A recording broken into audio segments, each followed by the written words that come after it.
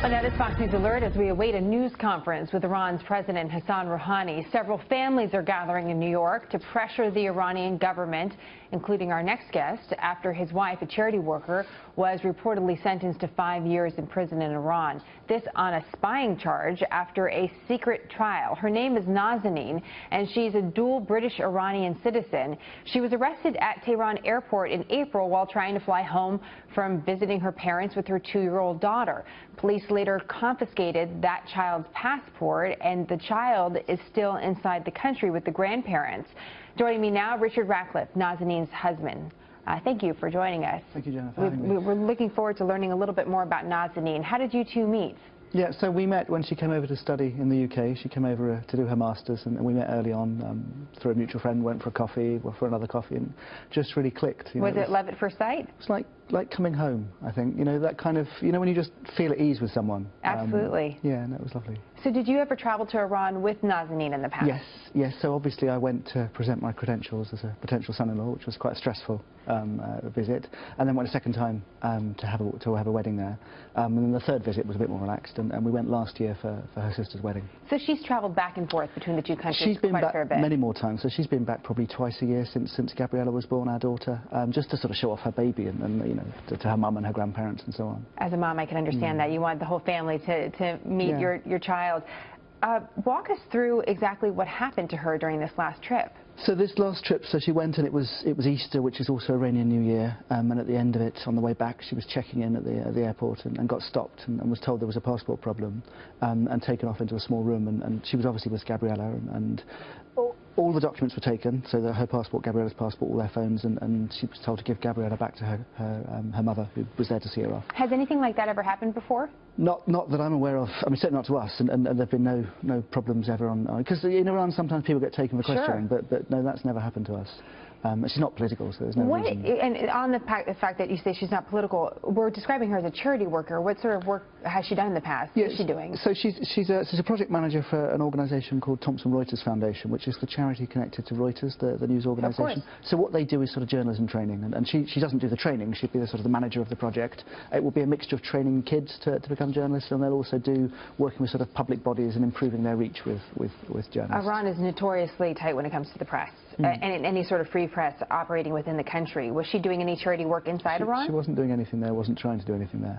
I think you know, actually also they're quite tight with charities as well, and so the idea of charity work, it's suspicious for them. So how did it go from we're going to take your passports, you're at the airport, return your daughter to the grandparents, to you're going to be in prison for 5 years? Well, so she disappeared. For 2 days, didn't know where she was at all. 3 days, then she was allowed. You had no contact with her? No contact at all. She was allowed to call her family to say she was alive, and then she was allowed to call them the following day to say she was going to be released, and then she disappeared again. And it transpired that she'd been moved down to Kerman, which is a town about 1,000 kilometres away from Tehran, which is where the airport was. And we didn't hear anything for a long time who'd got her. We never heard why they got her. It was said it was national security charges. I mean, she was kept down in solitary confinement and being interrogated in that way they do, where they blindfold you and interrogate you from behind.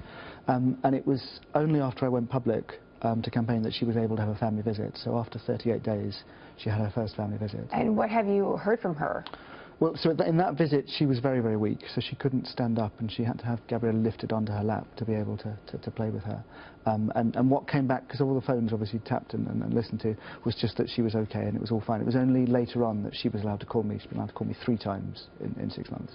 And then when she was allowed to explain that you know, what she was going through. You know, we've covered the plight of Americans that have been imprisoned in Iran, and a big story in our country is a payment that was made on the same day that these Americans were released. Some are calling it ransom, our government doesn't. But I'm curious, for somebody on the outside who has a very personal connection to someone on the inside of Iran, how concerned you are about the same sort of thing needed to free Nazanin, or what sort of precedent that sets? Look, I think there's definitely a wave of people having been taken in the last 6 months, sort of once a month, a foreigner. So an Iranian with a foreign passport has been taken, and they said it's a dual national, and you can't, it's Iranian, so it's Iranian law. I mean, in Nazanin's case, so she was sentenced to 5 years the day after the British embassy upgraded to a full embassy status. So that's very political in what they're doing, and there's obviously some political solution they're looking for.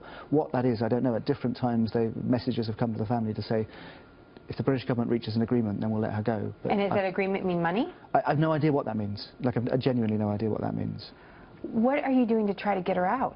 So there's obviously a legal process that she was sentenced. There's an appeal that will happen, and that's handled obviously by my father-in-law and the lawyer there. Why I'm here in New York is with other families, just trying to raise our case. Mixture of two things: trying to get a meeting with the Iranian delegation. We've never been able to meet with the Iranian embassy in London, but to maybe meet with President Rouhani while he's here, or one of his team. Also to meet with other delegations of other countries that are having a similar problem, and to meet with different sort of families. I met with some of the American families here. And we understand there's also a petition. We're going to make sure to put that information available to our viewers. How's your daughter doing? Yeah, she's young enough she doesn't understand, so she lives in the moment. She's clearly much happier on the days she gets to see mummy. Wow. Yeah. Out from one mother to another, I can't imagine what it's like to be separated from her child. So we appreciate your time. Thank you so much for coming in. It's great to learn a little bit more about Nazanin, and we'll keep our viewers updated.